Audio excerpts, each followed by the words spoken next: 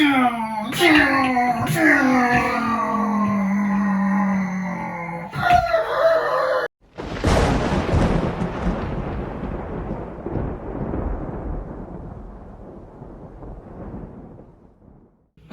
welcome back to Roosky's Garage, and thanks for tuning in.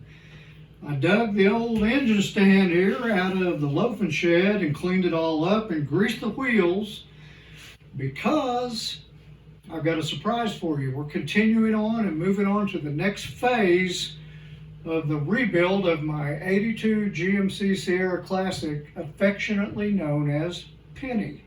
And I came across a deal on an LS 5.3 liter Gen 3 out of a '05 Suburban. And I'm going to take you outside and show you, go on a little tour of it. So to begin with, we're going to start by taking all of the unnecessary parts off of the external on the engine so that nothing's in my way when I get ready to pick it up. We're going to use my old orange tractor out there and try to haul it around and slip it inside the door here, put it on the engine stand so that I can break everything down and do everything in a controlled environment. So guys, I apologize for any wind noise you might be hearing, and I may even be forced to do a voiceover on this because this is Oklahoma. The wind blows 24 hours a day. So this is the power plant that I purchased from one of the mechanics at the airline where I work. Good group of guys. This is out of an '05 Suburban that had 150K on it, which is not bad miles for that old of a vehicle, for one thing. And secondly, it's not bad miles for an LS in general. They are pretty much bulletproof. It's not overly filthy.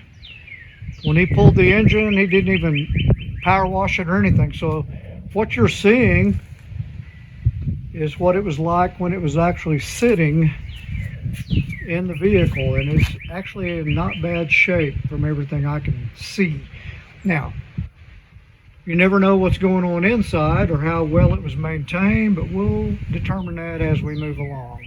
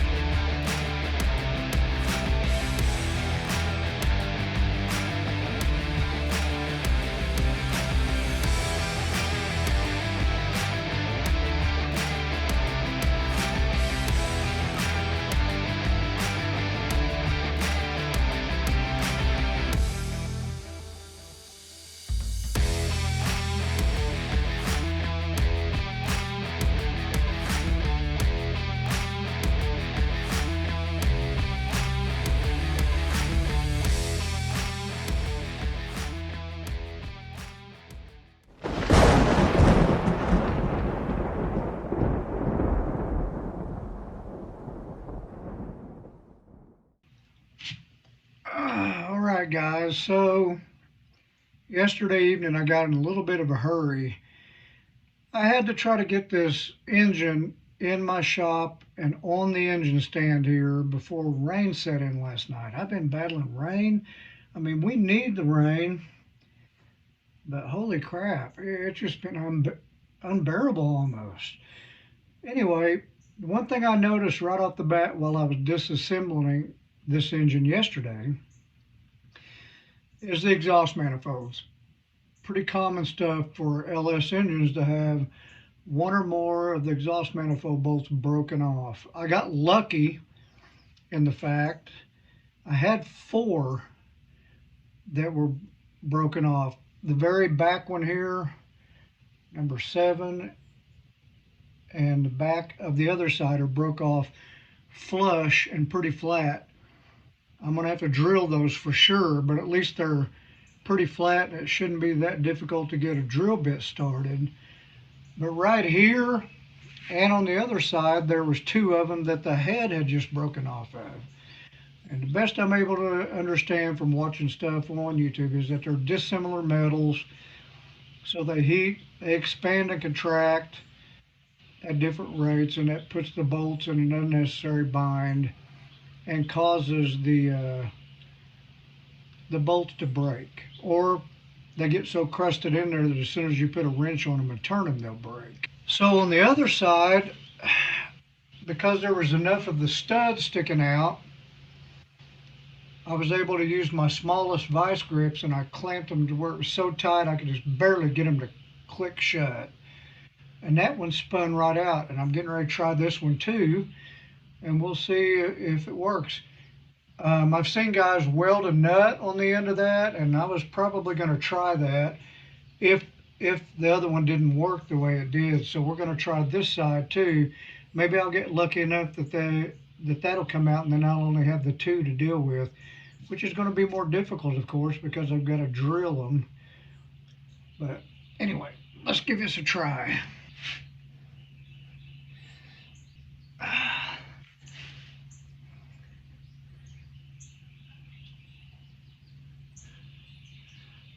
Oh, wow. Okay. The bolt is actually turning. I thought maybe I was just slipping on the bolt itself.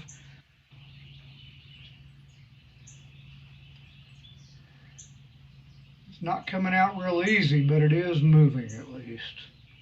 Oh, man. Thank you, God. That's going to work out real nice, I think. And when you get ready to put your exhaust manifold back on, you're going to want to, from everybody I've seen on YouTube, you need to re-tap those threads because they've got Loctite on them, and you don't want to be trying to put a new exhaust manifold bolt in where there's a bunch of crud in the threads, or you won't get the right depth, or you'll end up damaging it. But that came out, so that saves me a whole lot of trouble right there. That's 2 of them, so that only leaves me 2 that I'm going to have to deal with by drilling them out. Cool. So basically all I'm doing today is trying to finish any last little things that I had to get unattached from the motor. This wiring that goes underneath the harmonic balancer and comes around and connects things was there. That thing was so greasy and cruddy, but I got all that off. You can actually take, once I got it off, I went to try to spin the motor since I've got the spark plugs out. And the motor actually rotates nice. That's a plus. But I'm going to have to load this back on my tractor. That's why I didn't detach the chain. Because after I got it in the shop and got to looking it over real good, I really need to degrease this engine before I do anything. I ordered this, and it's obviously a cheaply done 3D printed set of cathedral head port covers. Pretty cool though, and kudos to whoever thought of designing these, because guys like me are looking for this all the time. Now I did find out after the fact, after I already pushed the go button to order these, they make a set that are probably a little softer. They just pop right into the individual cathedral portholes, but I'd already purchased these, so I'm going to go with them. And I'm going to get all this tightened down, and then I'm going to put the exhaust manifolds on, and then we're going to hook up the tractor and pull this thing outside and give it a good wash.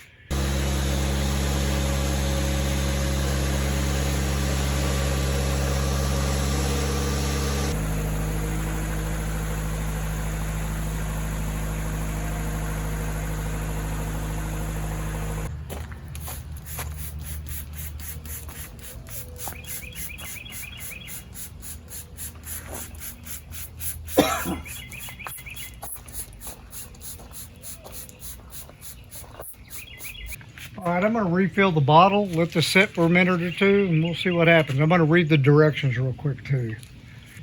One of the things that's crazy is it said, if swallowed, call poison control. And I'm like, what kind of moron is going to let this get in their mouth? Who's going to take a drink of this? It shows you the world we live in today. I'm having to because I'm a little guy. I'm using my little helper, little folding chair. And I'm going to get up here and start on the top and work my way down.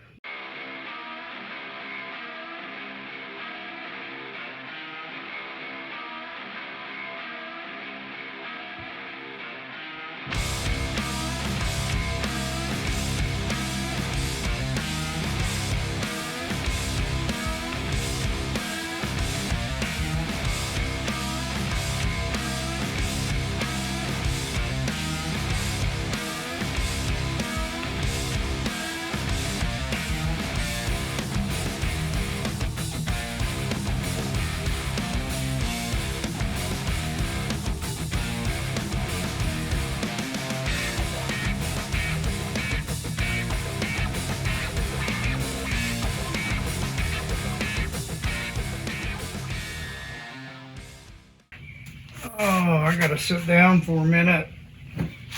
Oh my God, that feels so good. I'm getting old. That was a lot of work. We just got through with a major chore. And the thing is, the fun hadn't even started yet. But I was really pleased with how clean the engine turned out. As you can see, I got probably 95% of the muck and the grease and stuff off of it. There will still be areas that I have to go over with a degreaser, alcohol, and a brush, before I primer and paint the block. I've still got to pull the timing cover off, harmonic balancer, of course, the valley tray, valve covers. I'll replace probably a lot of the external sensors like the oil pressure sending unit. I don't know if I'm going to replace the crank sensor just because the guy at work told me that the originals from the factory work better than a lot of the aftermarket stuff that you get. And so, I don't know. I'll talk to him some more about it. But anyway, I'm just going to sit here for a second because we're just now getting started and I've got a long ways to go yet. Right before I pressure washed it for the last time, I went over the whole engine block with oven cleaner, and that worked better than the degreaser did because it doesn't just instantly run off. It goes on there almost like a foam, and it clung to it, and I let it sit on there about 10 or 15 minutes and sprayed it off, and it got a lot of stuff off there. If I had known that, I would have probably just went out and bought a half a dozen cans of that because it's got to be cheaper than that degreaser was. Anyway, we got the engine clean, so now I can start breaking into it and doing the fun stuff, and I'm a happy camper. So I'm so convinced that this engine is in awesome shape that I think what I'm getting ready to do, I'm going to pull the valve covers, the valley cover, the timing chain cover, and the oil pan, clean those up and try to polish them out as best I can. The head's actually polished up nice. The valve covers I'm on the fence about possibly repainting. I know for a fact I'm going to paint the block, but I want to clean this timing cover up. And I'm going to look at the front seal. I'll probably replace that, but I want to look at the oil pump and the timing chain just to make sure. I'm going to put a new rear seal on, which why not? Because I just found out the other day, my transmission is done. I went ahead and spent the money to get a 4L60E rebuilt The guy that rebuilt it is very reputable, and to do this for me was a kind of a favor because he typically builds transmissions for guys that race vehicles, and he's a really knowledgeable dude on transmissions, and I'm really excited to get that transmission here. Let's get started doing that. Let's get the timing cover off this, get the oil pan off. And the only reason why I'm pulling the oil pan is because I want to replace the O-ring. Even if I don't end up doing a pump, I want to replace the O-ring on the pickup tube. And I just want to look in there and make sure I'm not seeing any metal flake, because metal flake in an oil pan is bad. Metal flake on a paint job is cool.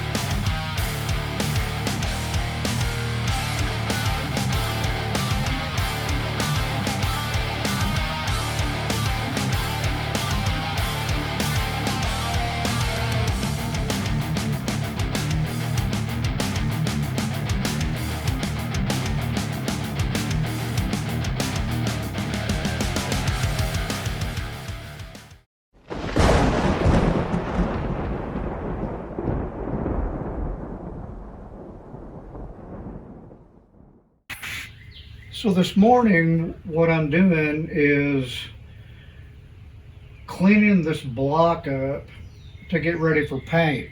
And I'm wanting to be pretty OCD about it and make sure everything's really and cleaned up nice, and that I cover all the areas where no matter what you've got bolted to this, if there's any of the raw block showing, I want it covered with paint. I don't want to look like a hillbilly just took a spray can and closed his eyes and started doing like this. So I've got a lot of work to do. I'm not going to put you through the process of it. I'll get back with you when I get ready, once I get the engine taped off and ready to put the first coat of etching primer on there, and we'll see how it goes. So I don't know how everybody else does this, and I really don't care. I'm going to do this a section at a time because there's just a lot of stuff to paper off and tape on an engine. So I've got a couple of cans of etching primer. This one's almost empty. That one's about half full. I'm going to see what I can get done on this side of the engine. If you roll it up, it's actually going to be the passenger side. And I'm an old guy, so I'm going to sit down for some of this. We're going to get started with this. I've got everything papered off that I know of to keep it from getting on the heads or anything else, and let's see what happens.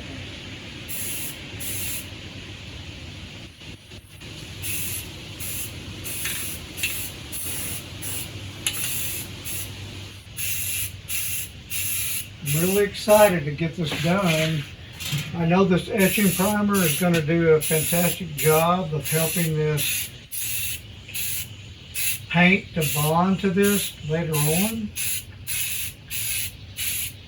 Taking my time on this. It doesn't take like an extreme coat to get this done, but I do want to make sure I have total coverage on it.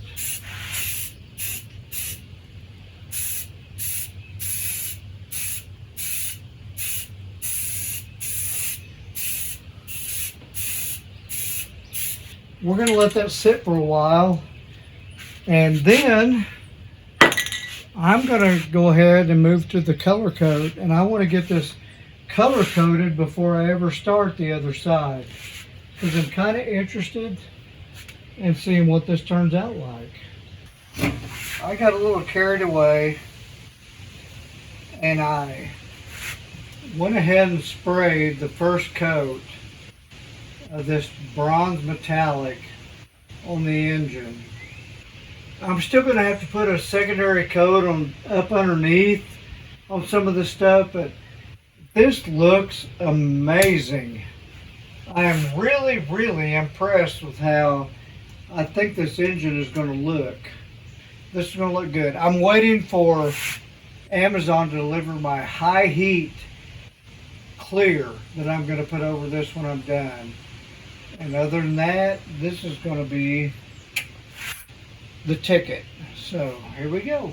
So we're going to go ahead and spray our second coat and hope that we catch everything we need to.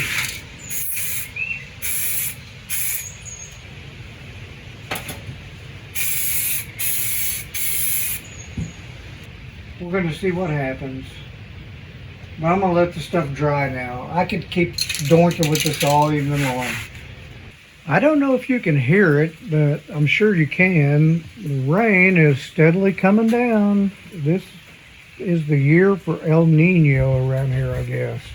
I went ahead and peeled the paper off the top of the engine. It's actually the bottom, but I've got it facing bottom up right now.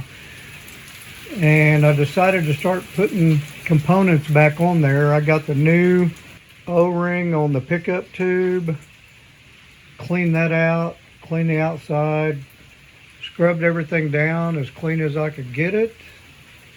Got the windage tray back on and the pickup tube. I got my gasket set in, and now I'm working on putting this front cover back on. And I cleaned this up real good. I put a coat of etching primer on it. And then I put a coat of black sandable primer over that. And now I'm getting ready to shoot it with the gloss black, just to clean it up and make it look nice. I got my beautiful 4L60 transmission in. Housed in here in the dry. It's got a shift correction done on it by the builder, and he set this transmission to where if I drive it normal, it shifts normal, but if I put my foot in it, it shifts hard and fast like a race car. And I was tickled to death. I'm not a tire burner kind of guy, but I am going to try it out and put my foot in it just to see what it feels like once we get this thing going. And I bought a Felpro gasket set, which is a little more pricey than some of the other stuff you'll get. But as for me, I just didn't want to take any chances. But I also ordered a alignment set. And it wasn't really high for what it is. I mean, everything's billet. And what it is, it's an alignment tool for your harmonic balancer and for putting your front and rear cover on using this plate. Felpro dummy proofs this stuff. If you get this kit and you'll look really close in very fine print down here on the side. On the sides of this, it says this side out. It made me laugh, but at the same time, I'm like, thank you, Felpro, for watching out for dummies like me so I don't put this thing in their back. I took my trusty plastic mallet and I went around this and just lightly tapped it into place. And I'm using my finger to test if I've got it pretty much uniform around this outer edge. Then I'm going to take this fancy billet piece and I'm going to put it on there to where I can see just a little bit of black around the outer edge of that white seal. And I'm going to start tapping around the edge of this.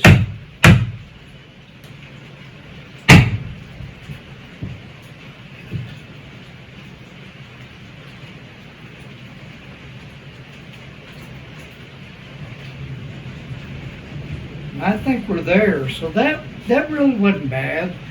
The good news is that this gasket only goes on one way. So if you get it wrong, you'll know immediately because the holes don't line up. I'm sliding 2 bolts into place ahead of time on top just to make sure everything else lines up. I'm going to go down. Now that I've got that sitting in place, I'm going to put the rest of the bolts in and get them started. Then I'll bring you right back in. So I've got all the bolts started, and it is a pain in the butt if you're doing this on an engine stand. I'm just going to warn you ahead of time. I've got everything the way I want it, and what matters the most is to take some kind of a flat edge, lay it on the oil pan, and you should be able to come completely across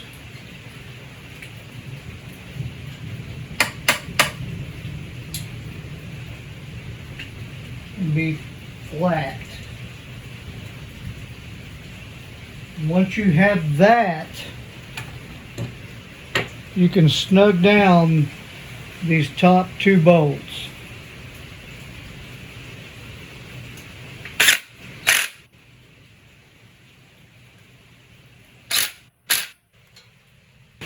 That's nice and flat, and that's nice and flat. So then I'm going to go along every one of these and snug them up that I can reach with my impact, but the rest are going to have to be done with just a wrench. The downside is that I have to do every one of these bolts to 18 foot-pounds. And before I ever put this on, right here around the outer ring of that seal, I personally took a little bit of motor oil right here and just coated that with a thin coat of oil to make sure that that doesn't start up under dry conditions later on down the road. Once I get the oil pan on this thing, we're going to roll the engine up, and I'm going to pull the valve covers off and repaint those, and we're going to get this engine underway. Okay, I've never taken one of these off of an engine before, so you're going to learn this right along with me. I guessed that it was a 10 millimeter, and I guessed correctly. I'm not using a high speed on this because I like the old school feel of doing this with my hands, just so I don't do anything crazy. Good. But anyway, I'm just going to shoot some paint on this. It's just ugly. And I don't know if that's covered by the intake and everything, but it just bothers me because I'm OCD and I'm about. I can't tell you enough how important it is to bag and tag all your bolts. Buy some cheap, good value sandwich bags. Every time you take something off, label it. Very important, guys, especially if you're doing this for the first time, because you could end up getting sidelined for a month before you get back to stuff, and you will forget a bunch of stuff. And now I'm going to move this outside for the moment, and I'm going to clean this up. I won't put you through that. And I'm going to get some etching primer laid down on this, and while that's drying, I'll clean on this and try to get it painted. I've got one of the valve covers coated with etching primer. I've got my other valve cover up here ready to start cleaning. And the reason why I clean the inside is so that while I'm painting the outside, I want all this gunk out of the way where it's not impeding the process. It's a time-consuming process, guys. I'm not going to lie to you, but man, will it pay off in the long run.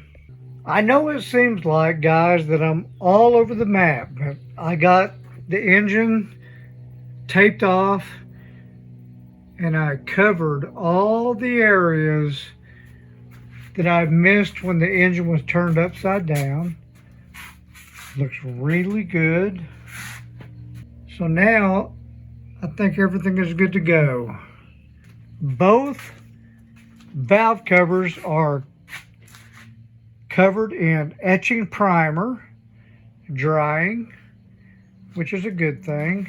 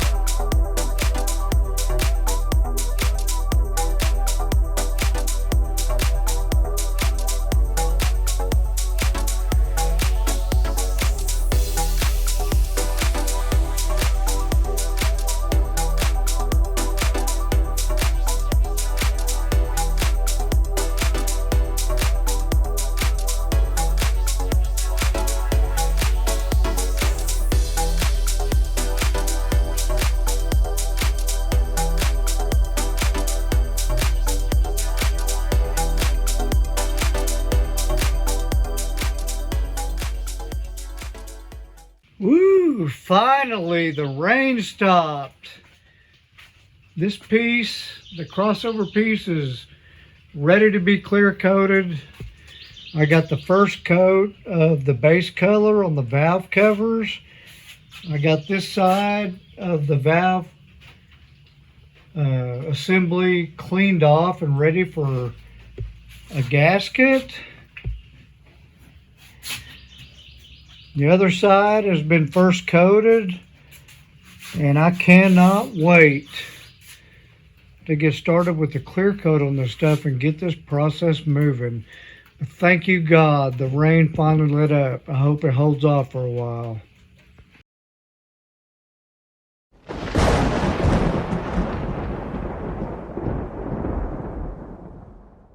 I awakened this morning to the awesomeness of sunshine for a change.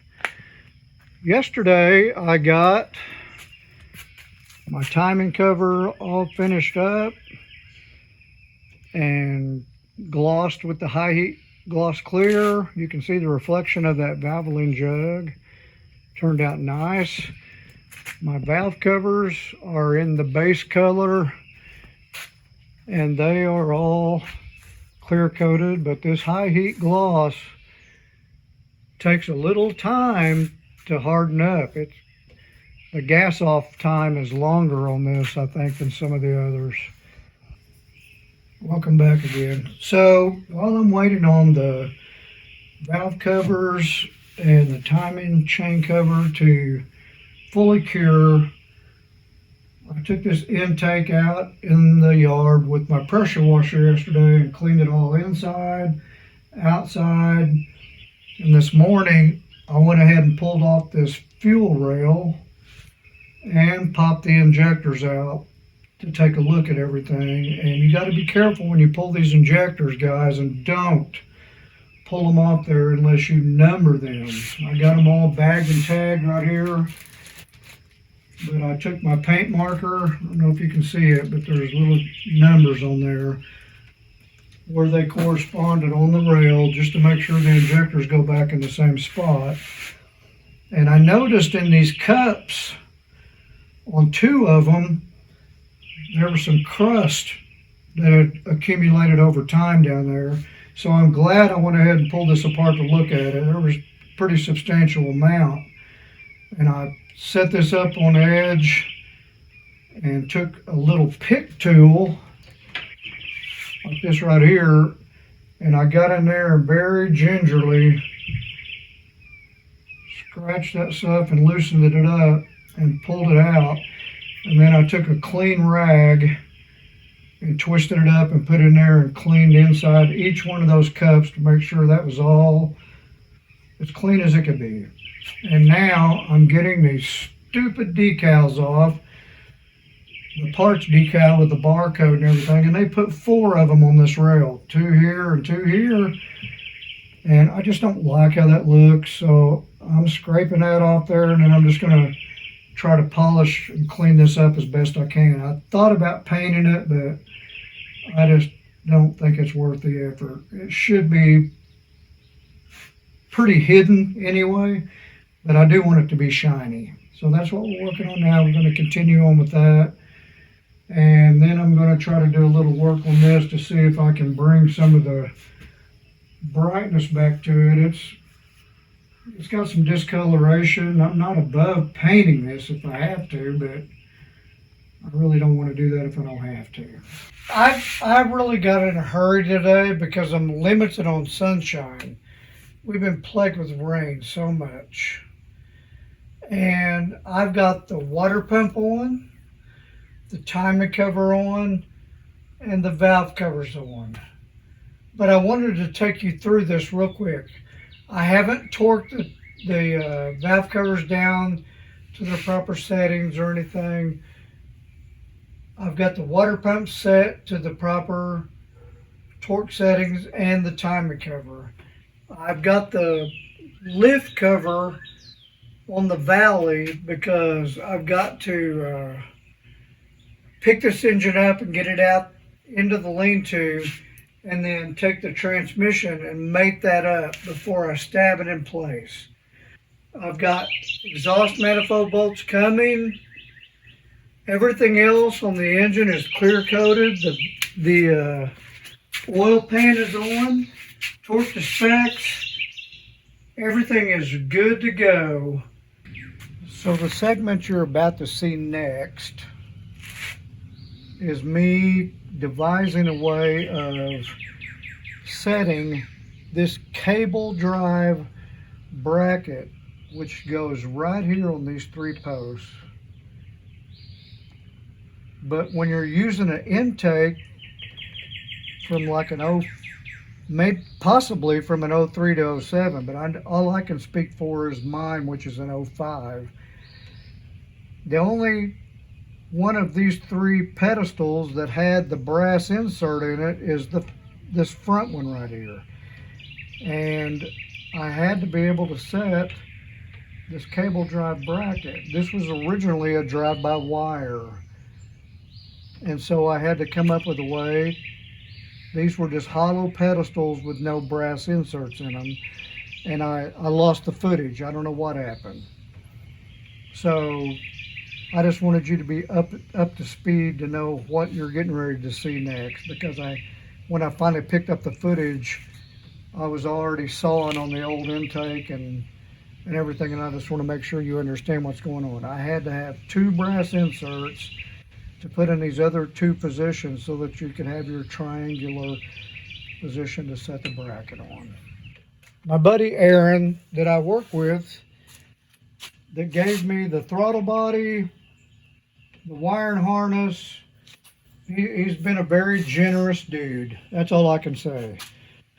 And he gave me this intake, and then he showed me some pictures, and he's got like half a dozen of these things laying around. And so I got to thinking, because I Googled it, and I couldn't find any place that you can buy these inserts. If you know of a place, I wish you would share that with me, because up until now, I don't see anything.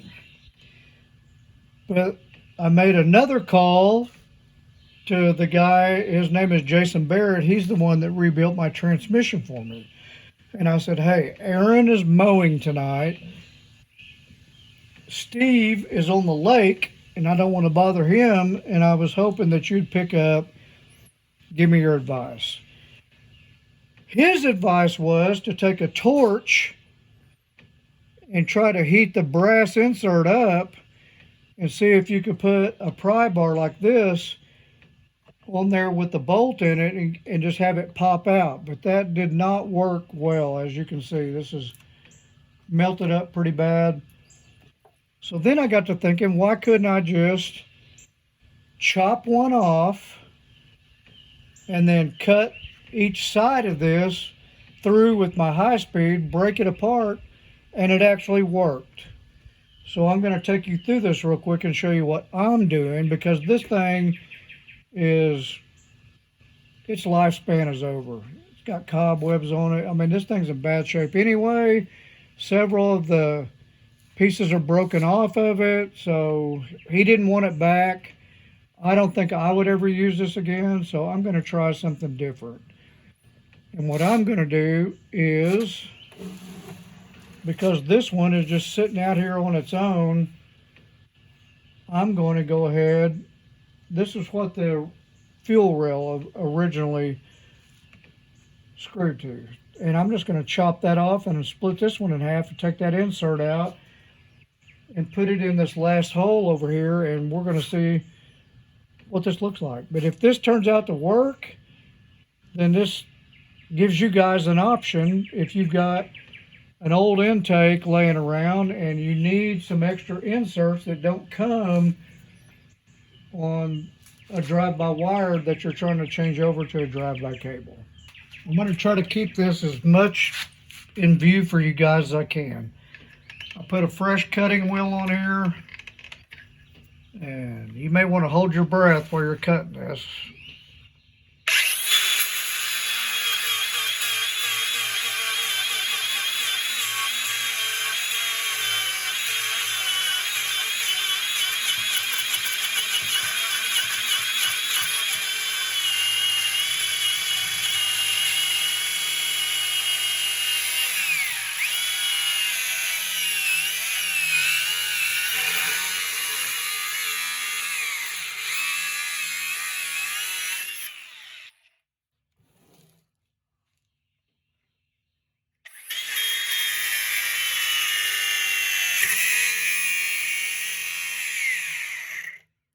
There you have it. And that's hotter than a pistol.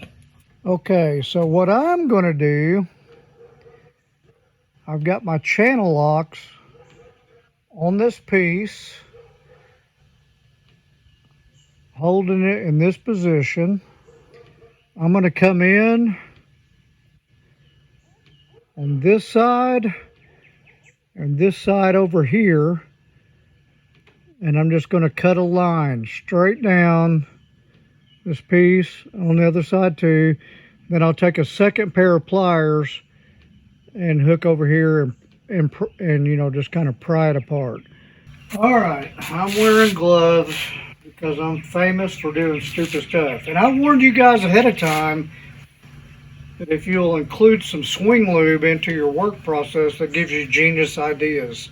I'm going to line this up. I'm going to take my high speed here.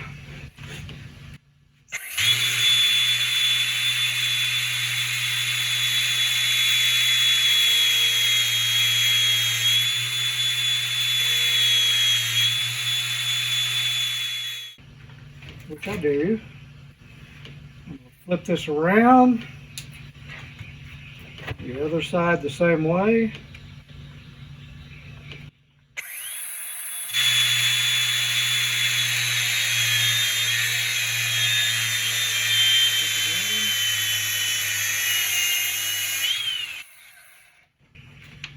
And then I'm going to take a second pair of channel locks and start prying this apart. And there it came apart. Now you can see half of the insert. And there you go. Now you've got a clean insert that you can drive down into the port on that intake. And I'll show you that next. Actually a pretty cool idea, I think. Okay, so I always double check and make sure that my bolt will screw down in there to make sure I didn't damage any threads or anything. We're good to go. I've got this brass insert sitting in place. Now you're going to have to tap this into place. Now here's the weird part. This thing's got cross threads facing this way and this way. So I don't think you could just twist it into place. I think it's made to drive into place. But you don't want to beat on it like it owes you money. You need to take it nice and slow and just go a little bit at a time. And I'm just going to tap right on the brass itself. And the reason why I say you don't want to beat on it like it owes you money, the last thing in the world you want to do is break off any of these feet on your intake manifold. So we're going to take it nice and slow.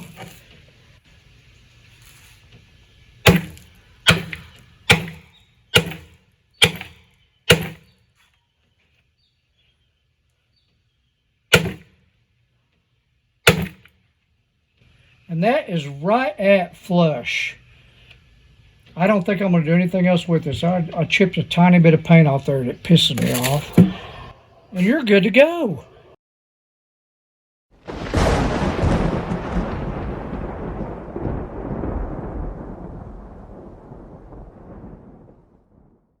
So I got home from work this afternoon and I got to thinking, I was getting ready to start yet another project, and I thought, I've got to come to a decent stopping place for part one on this eventually, and today is a good day for that. I'm as far as I can get before I mate the 4L60E and this engine together and try to stab them in the frame rails of that truck. So I took some notes to make sure that I would cover everything, and we're just going to recap what you've seen in this video, and then we're going to call it a day. You saw me take it from the moment that I got it home. When I unstrapped that and started tearing off the unnecessary parts that were in the way, you saw everything at the same time that I was seeing it for the first time. We got everything disassembled off there that we could. I hauled it around here and power washed it and degreased the block and all the parts I could get to. We pulled off of this engine the front timing cover, the back cover, the valley tray, the intake, the valve covers, the oil pan, all so that we could look internally at the engine and do an inspection. And we found everything to be in pretty pristine shape, given the miles that this engine has on it. After we did that, I completely stripped the block, the valve covers, the front timing cover.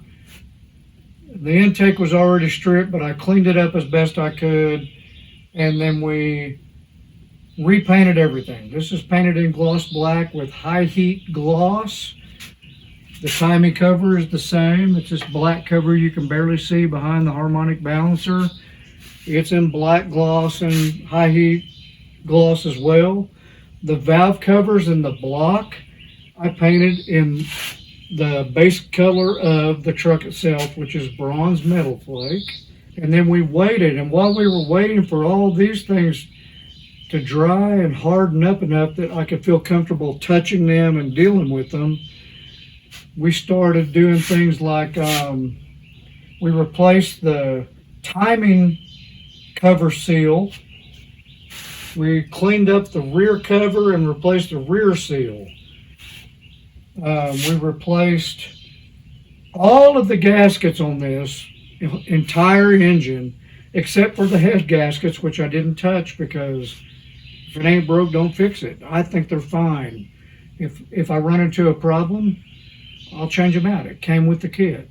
We replaced the water pump, the tensioner pulley. We added the ICT billet engine mounts to this and new clamshells and the poly bushings that are actually mounted on the frame side of the truck that these clamshells will mate to. I disassembled and cleaned and put back together the throttle body.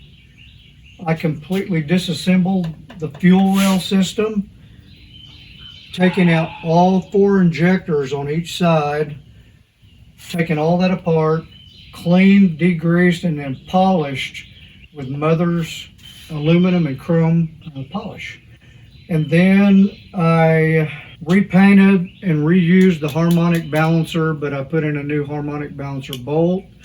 While the engine was disassembled with the oil pan off anyway, I replaced the pickup tube O-ring. I completely deep cleaned the inside of that oil pan, included the windage tray, everything that was in there, to where you could literally eat a meal out of that. And then we reassembled and put everything back together. I purchased, while all this was going on, the 4L60 transmission that is sitting behind me in the floor. It's ready to go. It's going to have a brand new Trailblazer SS torque converter. And so everything has been either replaced or cleaned to like new condition and put back together. So far, I'm very happy with this build. I honestly think it's going to start up and run without any problems. I may be living on a cloud. I don't care. I wanted to do the minimum I could because I know LS engines are basically indestructible. I ordered, by the way, new exhaust manifold bolts, and instead of using just the regular bolts, I anted up and bought the exhaust manifold stud kit, to where these can just have a nut screwed on them after you get the studs put in. I'm going to use the original exhaust manifolds. I'm not going to put headers on this. I'm just building a cruiser. One of the tips or tricks that I showed you was how to get brass studs if you happen to have an intake that has any of these brass studs missing. I showed you how I got the brass inserts out of the old intake and tapped them into place, and now I've got my cable drive assembly mounted where it's supposed to go, because as you remember, this was a drive-by wire intake, and I put on a drive-by cable throttle body and cable drive assembly, and that's because I want it that way. A drive-by wire is fine. If you decide to leave one on yours, that's great. I didn't want to have to do a complete pedal reassembly and try to modify that. And I wanted to have the least amount of computerized wiring going to anything on this truck that I could get. Once I got everything polished and looking good, I put everything back together, including recently just doing the whole coil pack assembly that goes on each side. And now that's all clean and ready to go. But none of this stuff is going to get mounted on this engine until I've got it in the frame rails and hard mounted. I ordered a new bracket assembly for here so that I wouldn't have to go ahead and use that old factory one.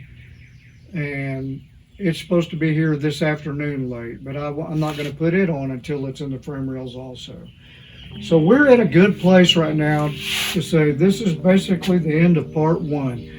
We've went through a long process, which was mostly just observations and cleaning, repainting, and reassembling with new gasketry on everything.